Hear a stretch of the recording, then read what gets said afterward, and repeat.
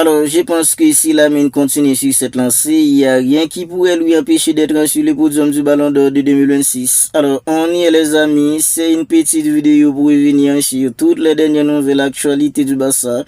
Parce que les gars, il y a pas mal d'infos pertinentes qui sont sorties au cours de la journée.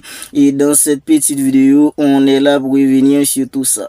Si ce n'est pas encore fait, abonnez-vous à la chaîne et activez la petite cloche des notifications pour ne pas manquer en fait en toutes les dernières vidéos.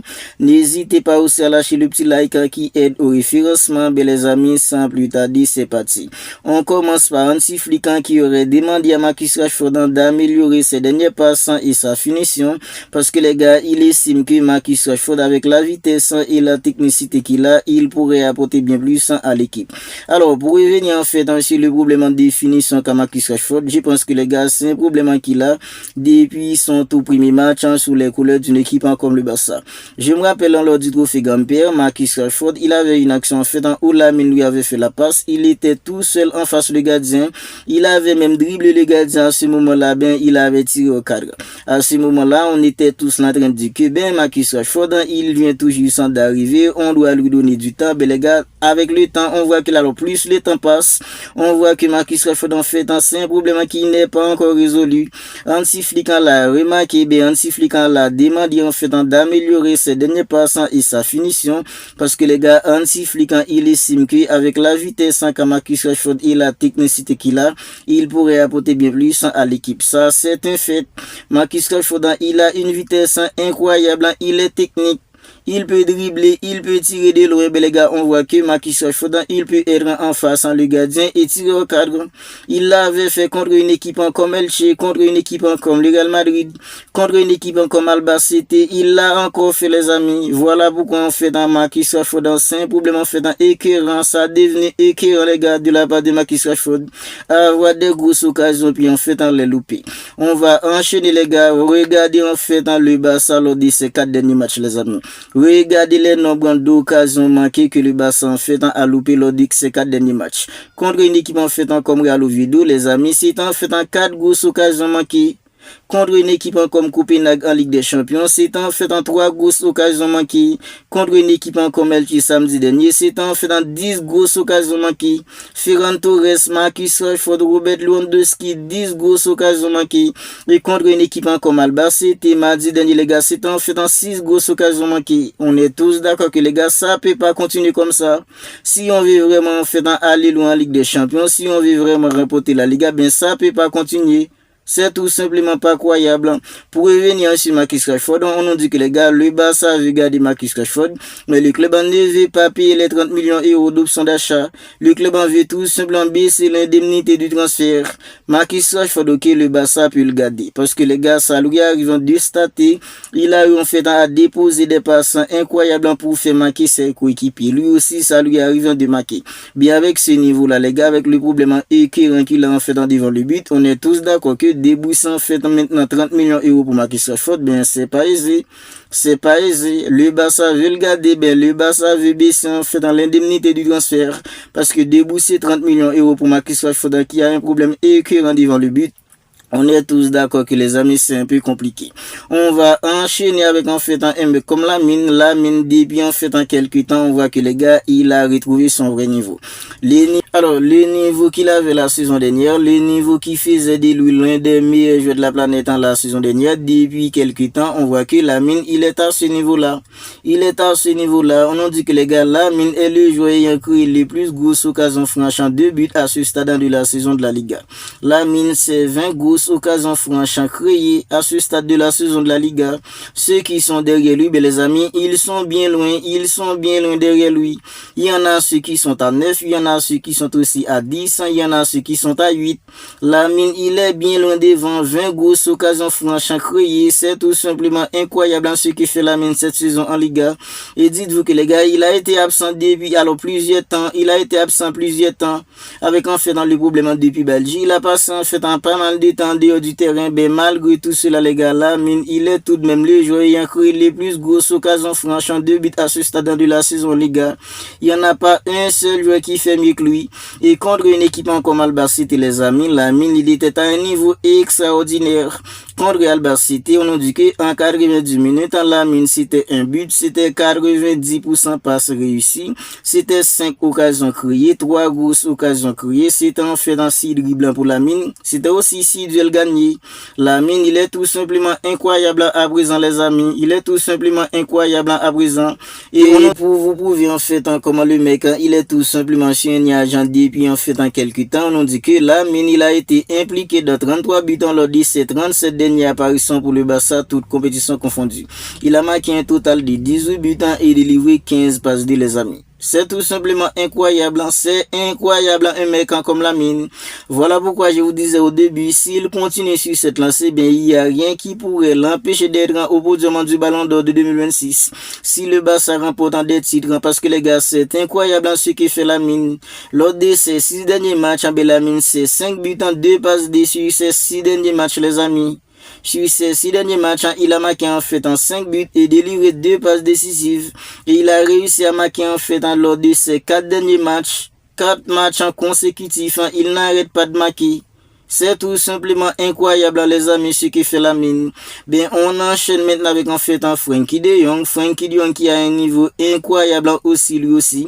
Parce que les gars, Frenkie de Jong il a délivré un total en fait de 3 passes lors de ses 4 derniers matchs. Pour les 4 derniers matchs de Frenkie de Jong, il a délivré en fait en 3 passes de Frenkie de Jong lui aussi il est incroyable. Lors du match contre une équipe comme Albacete, ben il était pas seul contre une équipe comme Elche. Il était pas contre une équipe comme Slavia Prague. Lors de ces 4 derniers matchs, le seul match où il n'a pas été passé, c'était contre une équipe comme Real Oviedo. Depuis en fait contre Real Oviedo, il n'était pas passé. Bien les autres matchs, il a réussi à délivrer des passes de 7 tout simplement incroyable. Un mec comme Frenkie de Jong cette saison. Et contre une équipe comme Albacete, si Lamine en fait c'était 90% passes réussies pour Lamine, bien Frenkie de Jong lui aussi contre Albacete, il était incroyable. Parce que les gars, contre Albacete, Frenkie de Jong c'est une passe D, c'est 80% passes réussies pour un mec comme Frenkie de Jong. Il a créé en fait en 5 grosses occasions, il a délivré en fait en 7 passes longues réussies, il a gagné en fait en 6 duels, il a touché 92 ballons. 92 ballons touchés pour Frenkie de Jong contre une équipe en fait comme Albacete. Il a aussi réussi les gars 100% de ses passes en fait dans la moitié de terrain adverse. Toutes les fois où il s'était trouvé dans la moitié de terrain d'une équipe comme Albacete, bien toutes ses passes étaient réussies. Frenkie de Jong, c'est incroyable ce qu'il fait à ce niveau en fait à présent. C'est incroyable les amis.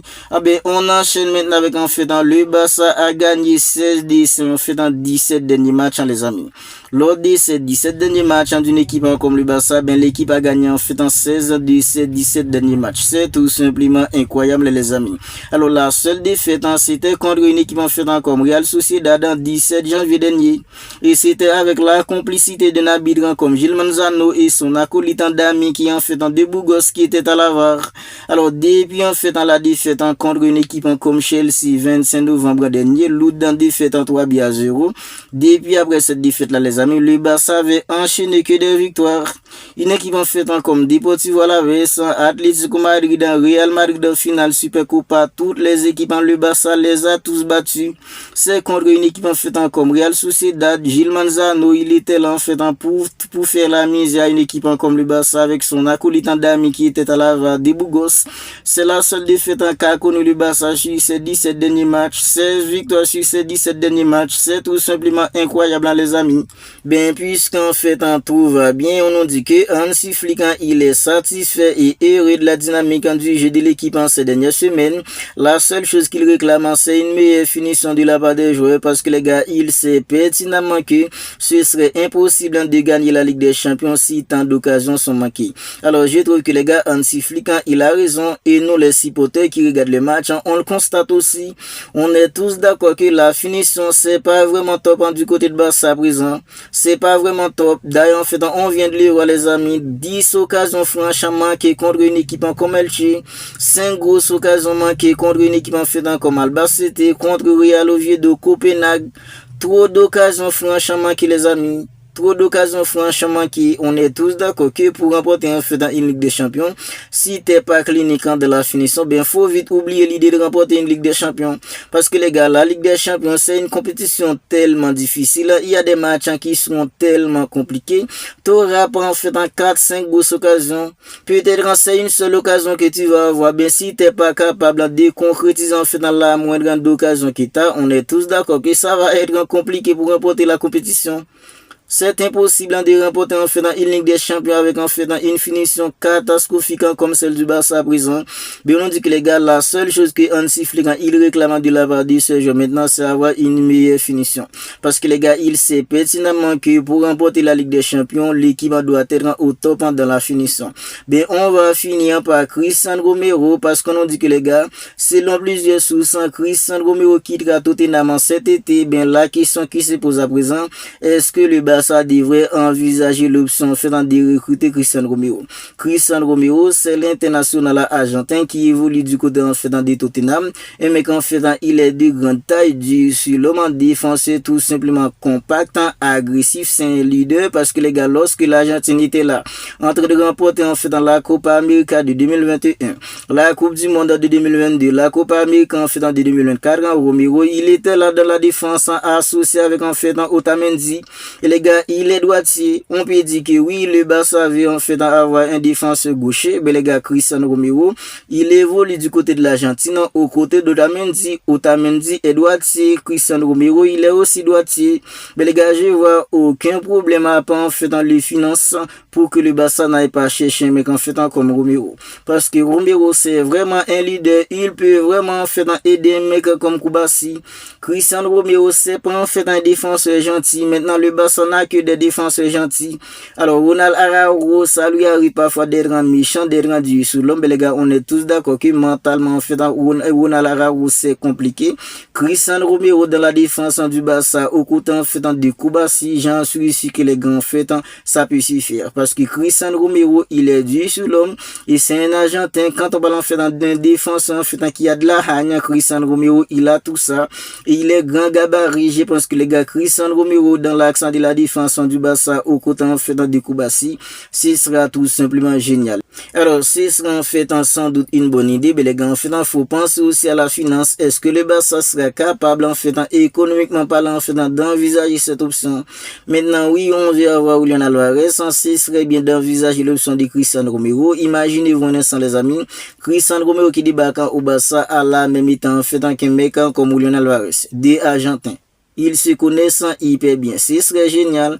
Mais les gars, économiquement parlant, on est tous d'accord que le Barça, en fait, on peut pas vraiment faire long feu. Ben, on va devoir attendre pour voir comment ça va se passer. Mais les gars, moi, quand j'ai vu l'info, je me suis dit que si Cristiano Romero va vraiment quitter une équipe comme A, alors Tottenham, ce serait bien fait que le Barça envisage cette option.